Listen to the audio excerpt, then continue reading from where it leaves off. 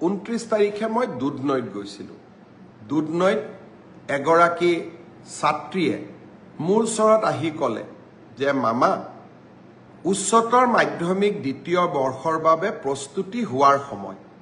এতিয়া যদি আমি একাদশমান শ্ৰেণীৰ পৰীক্ষাটোলৈ চিন্তা কৰি থাকোঁ, আমাৰ হায়াৰ ছেকেণ্ডাৰী দিবৰ বাবে আমি মাত্ৰ 8 মাহ মানেহে পাম। এই পৰীক্ষাটো নপতাকৈ থাকিব এই বছৰ নোৱাৰি নেকি?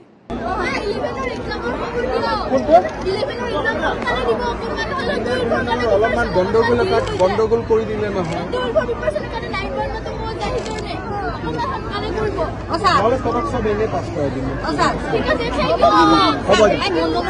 মই ভাবোঁ যে আমি সেবাই এই দিশটো বিবেচনা কৰিব লাগে।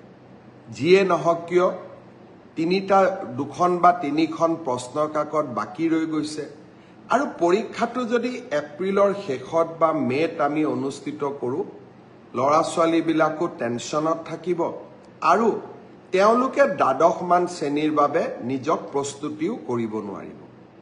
মই ভাবোঁ যে একাদশৰ পৰা দ্বাদশ শ্ৰেণীৰ পৰীক্ষাটোত যিহেতু পাছ আৰু ফেইল নাই, সেইবাবে সেবাই এই বছৰ বাকী ৰৈ যোৱা প্ৰশ্ন কাকতখিনিৰ ওপৰত পৰীক্ষা নাপাতিলেও হ'ব।